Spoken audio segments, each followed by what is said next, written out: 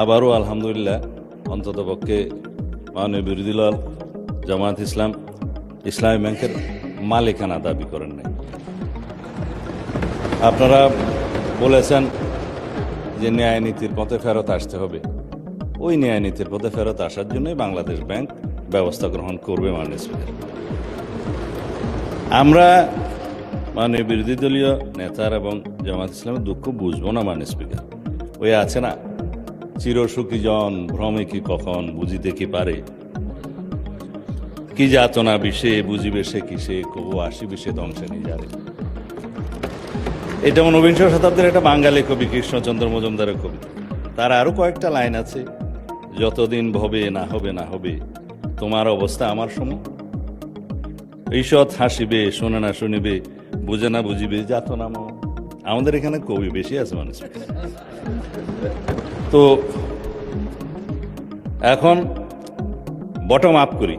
মাননীয় বিরোধী দলীয় উপনেতা বলেছেন যে শেয়ারগুলো ডাকাতি করে কিনে নেওয়া হয়েছে। ইবনে সিনার 2% শেয়ার ছিল মাননীয় স্পিকার। ব্লক মার্কেটে 3 গুণ দামে তারা শেয়ার বিক্রি করেছে। এটা তো রেকর্ড। পাবলিকলি লিস্টেড কোম্পানির শেয়ার ব্লক মার্কেটে 3 গুণ দামে বিক্রি করা হয়েছে। এছাড়া বর্তমান শেয়ার হোল্ডিং স্ট্যাটাস অনুসারে এখানে মাননীয় অর্থমন্ত্রী এখানে আছে 81%, 92% বোধহয় একটা গ্রুপের। তারা যেভাবে বললেন আমি জানি না খতিয়ান, এটা স্ট্যাটিস্টিক্স বলছে। দয়া করে আপনারা না বললে খুশি হবে, আপনাদের বলার সময় আমরা বলি নাই।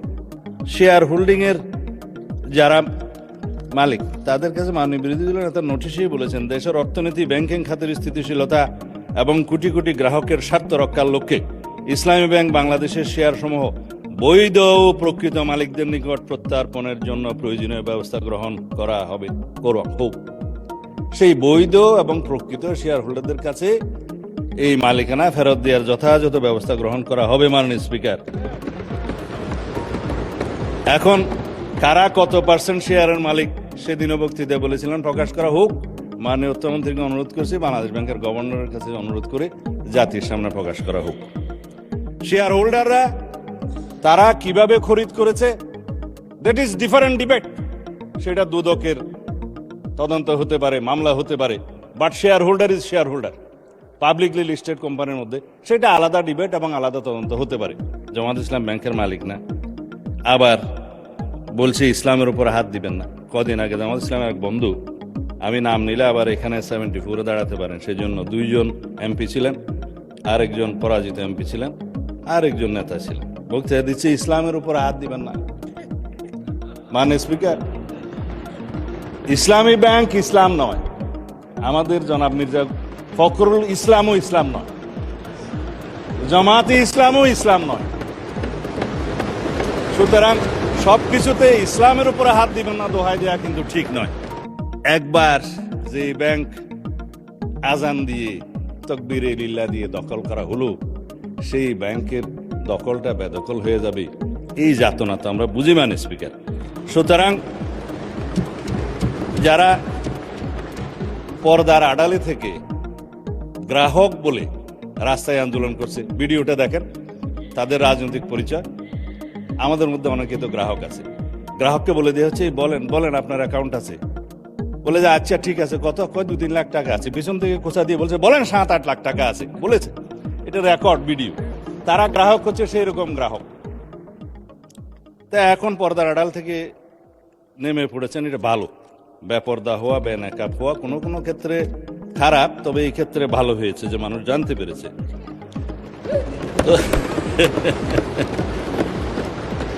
এখানে আরডিএস নামে একটা প্রকল্প আছে। সেই প্রকল্পের এটা হচ্ছে ইসলামী ব্যাংকের একটা ফ্ল্যাগশিপ প্রকল্প। এই প্রকল্পের মূল হচ্ছে পল্লী উন্নয়ন প্রকল্প নামে, যেখানে 5,000, 10,000, 20,000 টাকা পর্যন্ত লোন দেয়া যায়। নারী গ্রাহকের সংখ্যায় বেশি। ভোটের আগে 10,000 টাকা করে অনেক নারীকে দেয়া হয়েছে। লাইনে আমার এক ভোটার জিজ্ঞেস করছে, আমার এক কর্মী, মা আপনি কোথায় দিবেন? বলছে যে বাবা, বলছে কোরআনের দল না দিলে তো জান্নাতে যাওয়া যাবে না, 10,000 টাকাও দিয়েছে, বলেছে এটা মাফ হয়ে যাবে, আরো 10,000 টাকা পাবো। এইভাবে মাননীয় স্পিকার মুনাস হিসাবে দাঁড়িপাল্লায় ভোট দিলে জান্নাত পাওয়ার নিশ্চয়তাও দিয়েছে। এই RDS প্রকল্পের মধ্যে কত হাজার কোটি টাকা ডিস্ট্রিবিউট হয়েছে জানেন? 22,000 কোটি টাকা ডিস্ট্রিবিউট হয়েছে। 11,000 কোটি টাকা আগে দেওয়া হয়েছিল। এই 5ই আগস্ট 2024 পরে নির্বাচনের এই বৈতরণী পার হওয়ার জন্য আরো 11,000 কোটি টাকা দেওয়া হয়েছে, এর কোনো হদিশ নাই। একজন নারী ভোটারের কথা তো বললাম।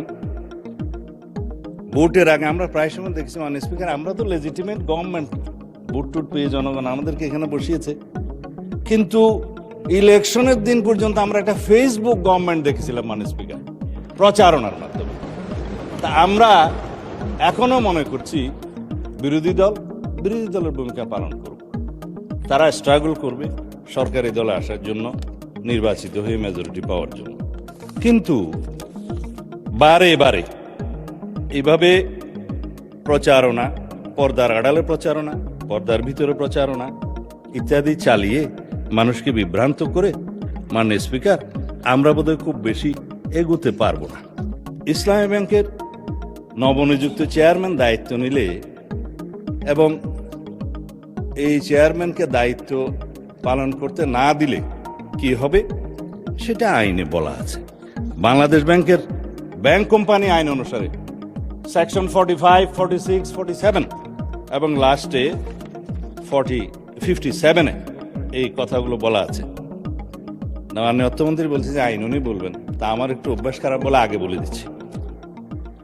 বাংলাদেশ ব্যাংকের নির্দেশ দানের ক্ষমতা, বাংলাদেশ ব্যাংক যদি এই মর্মে সন্তুষ্ট হয় জনস্বার্থে মুদ্রানীতি এবং ব্যাংক নীতির উন্নতির বিধানের জন্য কোনো ব্যাংক কোম্পানির আমানতকারীদের স্বার্থের পরিপন্থী এবং ব্যাংক কোম্পানির স্বার্থের পক্ষে ক্ষতিকর কার্যকলাপ প্রতিরোধ করার জন্য যে কোনো রকমের সিদ্ধান্ত বাংলাদেশ ব্যাংক দেওয়ার এখতিয়ার রাখে এবং ব্যাংক কোম্পানিগুলো, সংশ্লিষ্ট ব্যাংক কোম্পানিগুলো উক্ত আইন নির্দেশ পালনে বাধ্য থাকবে।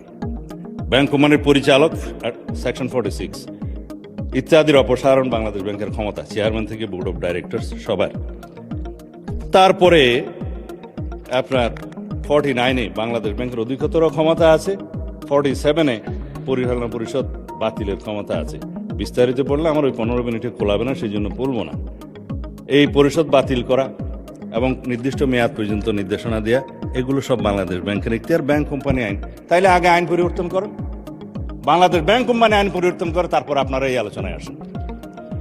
অন্যথায় রেগুলেটরি অথরিটি হিসাবে বাংলাদেশ ব্যাংক তার নিজস্ব ক্ষমতা বলে দেশের স্বার্থে, ব্যাংককে রক্ষা করার স্বার্থে এই সমস্ত কার্যক্রম তারা চালু করবে। মাননীয় স্পিকার তারা তদন্তের কথা বলছেন, তদন্ত করার জন্যই তো। যদি এখন বলি আপনারা 5ই পরবর্তী এই ব্যাংকের যারা লোন গ্রহণ করেছে, আমি নামই বলি, নাবিল গ্রুপকে 700 কোটি টাকা এলসির এগেনস্টে লোন দেওয়া হয়েছে, পরে এই মালামাল বিক্রি করে ব্যাংকে টাকা ফেরত দেওয়া হয়নি। দুষ্টু লোকরা বলে সেটা কোনো এক দলের নির্বাচনী তহবিলে গেছে। এবং তারা একটা টিভি চ্যানেল প্রতিষ্ঠা করেছে এবং সেই টিভি চ্যানেলটা কোন পক্ষে খেলছে সেটা আমরা জানি।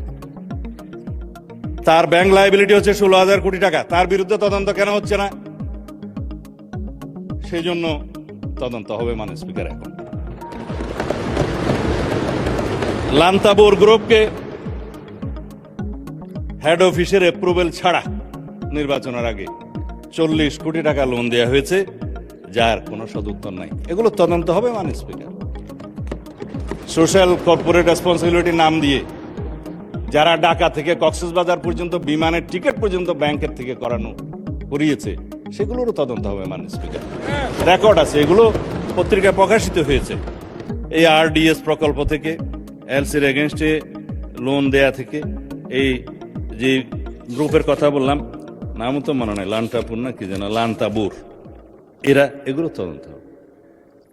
এই তকবির দিয়ে ব্যাংক দখল করার পর যাদেরকে চক্রচ্যুত করা হয়েছে তাদের সংখ্যা হচ্ছে 9,000। অন্যায্যভাবে কোনো আইন কানুন না দেখিয়ে তাদেরকে নিয়ম বহির্ভূতভাবে চাকরিচ্যুত করা হয়েছে। তারা প্রায় সময় ডেমনস্ট্রেশন করে রাস্তায়, আপনারা দেখতে পারেন পত্রিকায়। শুধু তাই না, 6,000 নতুন নিয়োগ দেওয়া হয়েছে, তাদের সবাই একটি রাজনৈতিক মতাবলম্বী লোক এবং তাদেরকে কনফার্ম করা হয়েছে 50% আর 50% করার তালে আছে, তদন্ত হলে আর পারবে না। 13,000 প্রমোশন দেওয়া হয়েছে, যারা যেই ক্যাটাগরি থেকে প্রমোশন পেয়ে যে ক্যাটাগরিতে যাওয়ার কথা না, 2-3টা করে প্রমোশন দেওয়া হয়েছে। এই অনিয়মগুলো তো হয়েছে মাননীয় স্পিকার, ইসলামের নামেই তো হয়েছে বলে মনে হয়। তো সুতরাং এগুলো তদন্ত হলে হয়তোবা আমাদের কারো কারো নাম ওখানে চলে আসতে পারে। এই তদন্ত হোক, টাকা কোথায় সরানো হয়েছে সেটা তদন্ত হোক। যেহেতু দাবি করা হয়েছে যে এস আলম গ্রুপের লক্ষ কোটি টাকা পাচার করার যে অভিযোগ তোলা হয়েছে, আমরা দাবি করছি মাননীয় স্পিকার, সমস্ত অর্থ পাচারের তদন্ত করা হোক, বাংলাদেশ ব্যাংকের নেতৃত্বে করা হোক। যারা বাংলাদেশের টাকা, মানুষের টাকা পাচার করেছে বিদেশে, সকলের বিরুদ্ধে তদন্ত করা হোক। শুধু অভিযোগ দিয়ে ক্ষান্ত হইলে হবে না, কিন্তু এগুলো তদন্ত করা হবে মাননীয় স্পিকার। এই যে ইন্টারিম গভর্নমেন্টের সময় দখলদারিত্বের এবং মব সৃষ্টির একটা পায়তারা যে ছিল, সেগুলোরও তদন্ত করা হবে।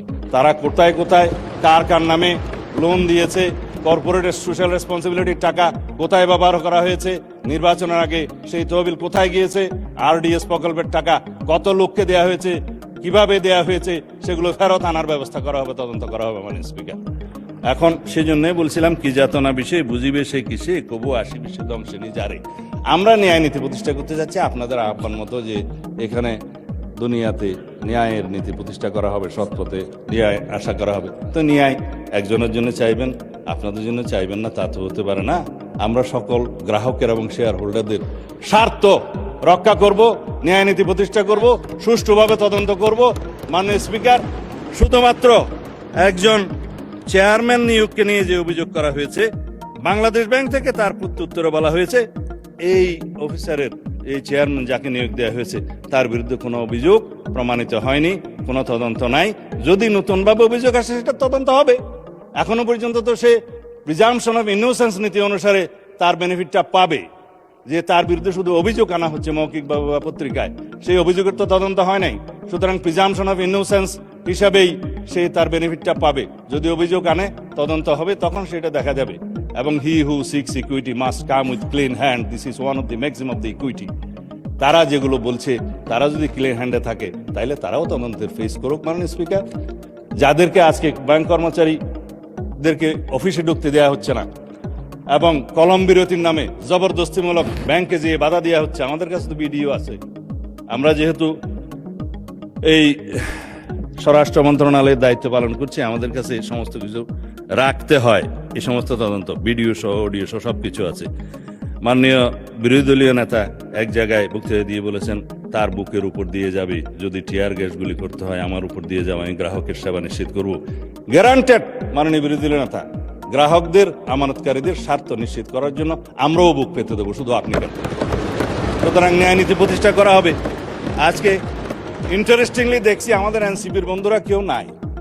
আপনারা জামাত ইসলামকে কি তারা এনসিপি অ্যাভোর্ড করলো কিনা জানি না, কেউ বক্তৃতাও দেয় নাই। আমি চেয়ারগুলো খালি দেখে বলতেছি মাননীয় স্পিকার।